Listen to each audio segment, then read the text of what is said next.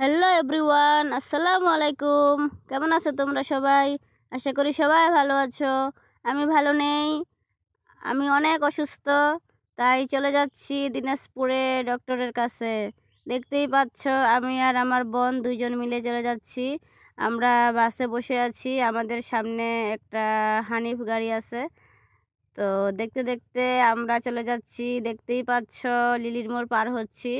এখন চলে যাব ডক্টরের কাছে। দেখা যাক কি হয়, আমার কপালে কি আছে। কারণ সারা জীবন আমি শুধু অসুস্থই থাকি।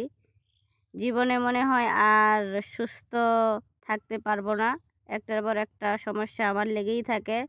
অসুস্থ নাকি আল্লাহর নেয়ামত। আমি এটাই ভাবি যে হয়তো আল্লাহ আমাকে বেশি ভালোবাসে, সেজন্য আমার এত শরীরের সমস্যা, একটার পর একটা সমস্যা লেগেই থাকে।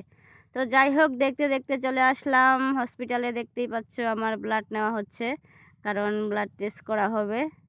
জানি না কপালে কি আছে, দেখা যাক কি হয়। তোমরা সবাই আমার জন্য দোয়া করবা, আমি যেন ভালো থাকি আর তোমাদের মাঝে যেন থাকতে পারি। মানুষ মরণশীল, কুল্লু নাফসি যায়কাতুল মাউত, মরতে হবে একদিন। কিন্তু তাই বলে সবসময় আমি অসুস্থ থাকি, আর যখন যে কোনো একটা সমস্যা আমার হবে, সব সমস্যাগুলো আমায় ধরে ফেলে। তো যাই হোক, আমরা ডক্টরের কাছে গিয়ে রিপোর্ট দেখাই, ওষুধ লিখে নিয়ে ওষুধ নিয়ে চলে আসলাম। এখন আসি বালুয়াডাঙ্গা। দেখতেই পাচ্ছ, বালুয়াডাঙ্গা এসে বোন বলতেছে ঝালমুড়ি খাবে, তাই ঝালমুড়ির দোকানে আসলাম। দেখতেই পাচ্ছ, এখানে ঝালমুড়ি নিয়ে নিলাম আমরা। ঝালমুড়িটা এত টেস্ট, এত মজার ছিল। প্রথমে তো আমরা নিলাম, খেয়ে দেখি এত টেস্ট, বোন বলতেছে আরও খাবে। আমি খেয়ে বলতেছি ওয়াও, সেই স্বাদ, এত স্বাদ, আরও তো খাইতে হয়। তখন আমি ভাইয়াকে বললাম যে আরও দেন ভাইয়া, আরও দেন, কারণ অনেক টেস্ট, খুব মজা লাগলো।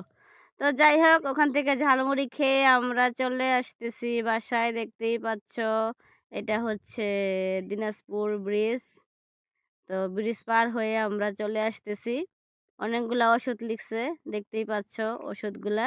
এই ওষুধগুলা সম্পূর্ণ নিয়ে আসছি, এগুলো এখন খাবো। রিপোর্ট ইনশাল্লাহ নর্মাল আছে, বাট আমার ব্লাডে প্রচণ্ড অ্যালার্জি জাতীয় কোনো জিনিস খাওয়া যাবে না।